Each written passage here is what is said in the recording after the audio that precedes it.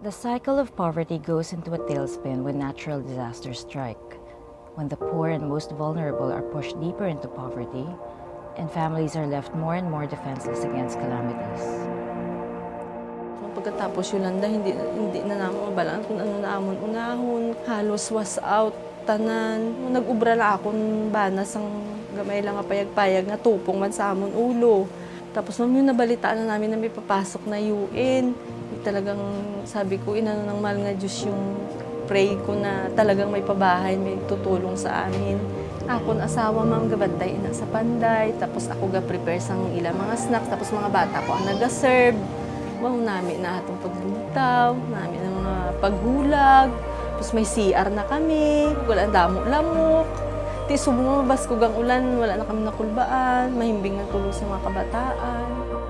In July 2014, the Post Yolanda Support for Safer Homes and Settlements was launched to facilitate shelter recovery and rehabilitation in Haiyan-affected communities in Capiz and Iloilo.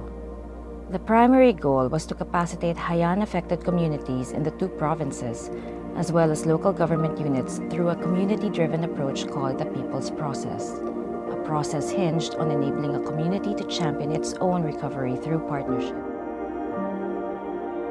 Partnership is not just a byword here.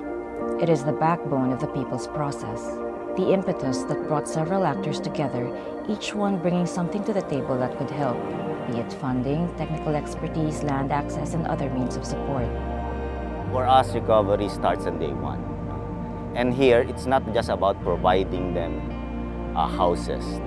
It's also trying to help them do the recovery on their own. I think the impact of the community goes beyond the number of houses and infrastructure that we have constructed, but more on how the people have now developed themselves to be more resilient, to be more sustainable in the long run. Through close mentorship with project implementers, beneficiary communities learned to build back their own homes safer and better. They learned how to manage construction and handle project funding. They were just as socially and economically accountable to the people they served.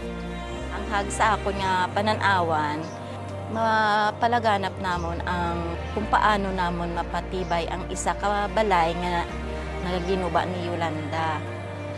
Dirigin training kami sang UN Habitat para mabuligan namon ang isa ka panimalay nga nawaskan kung paano nila mapatindog, maisaayos ang ila balay, maski light materials lang. Instruksyon na namon nga muni maski ba ay kamo yaging patindugan sang UN Habitat, dako gid yang mabulig sini sa inyo nga paggandak namon sang assessment. Dako gid yang mabulig sini sa inyo. The People's Process enabled communities to benefit not just from the output of the project, but from the process itself. Nagkakaroon lang ng plano ng bahay ay yung mga mayayaman lang.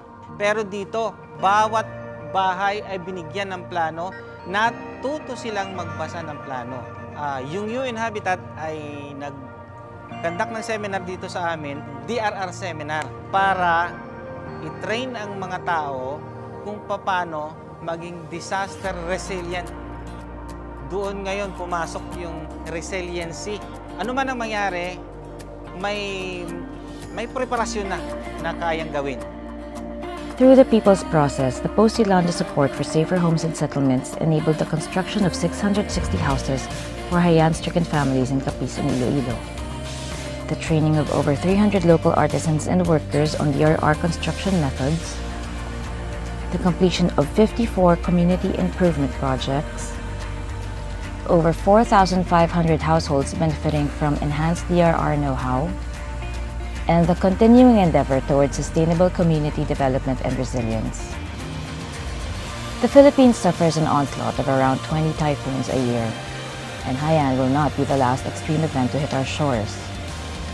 But the People's Process has enabled us to better withstand future disruptions, as long as we do so together.